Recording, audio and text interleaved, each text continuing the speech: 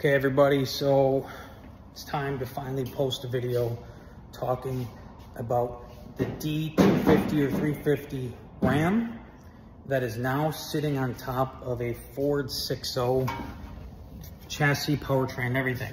Now, as you can see right now, it's squatting, which is not how it's going to be permanently. But it's been making its rounds on TikTok and Facebook and things like that. So I figured maybe it's time to put a video together for those of you who are actually interested in the build. So here we go. So we'll do just a quick once over. Now this motor and tranny is not staying. This is getting a 1,000 horse billet engine and a built tranny. So this is just in there for mock-up. You can see we've installed a second battery. Wiring's all in here. Everything's underneath the hood. We have to finish up the HVAC and the AC. So this is the mock-up underneath the hood. Bulletproof 12-inch lift, I believe. It's just in there for mock-up right now.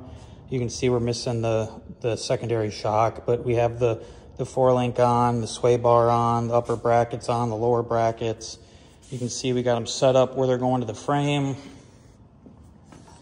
The rear is the same way. We have the brackets right there that'll be going to the axle once we get the air blocks in to get the truck up to the correct height. The full frame isn't done, but it's basically being welded, grounded, polished, smooth out, and then powder coated. Interior.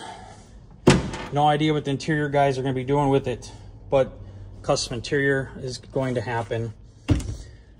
4-wheel drive transfer case out of the Ford. This isn't tightened up.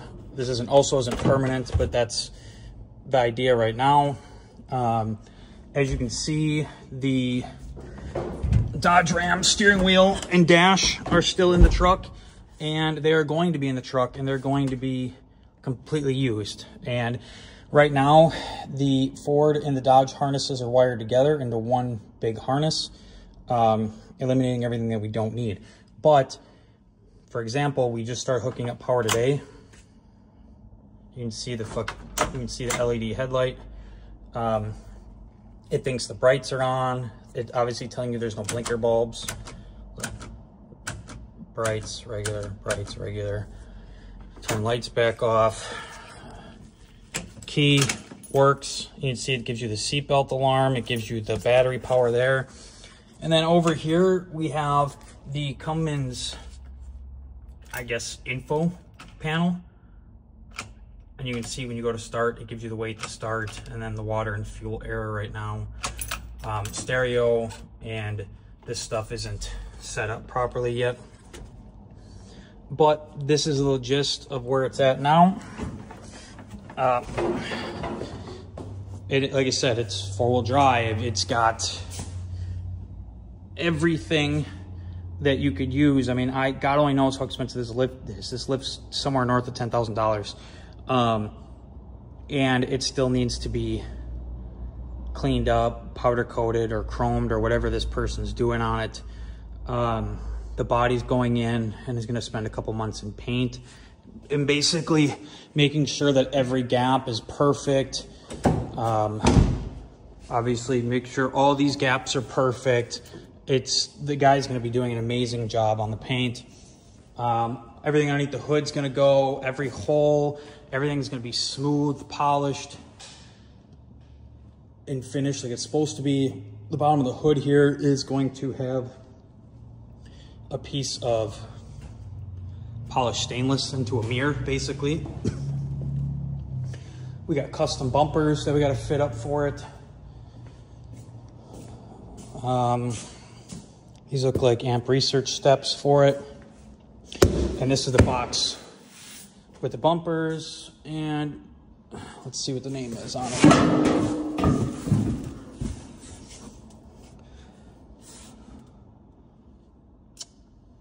I don't know the company, so Flog or Frog or Fog, I don't know.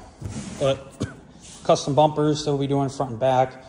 Obviously, it'll probably get, you know, forces or something crazy and expensive for the wheels. Like I said, the whole interior is being done. It's getting dually fenders put back on. It's going to be a pretty badass truck when it's done. I think right now it has a couple years into the making, but since I started working on it, we've made huge jumps on it.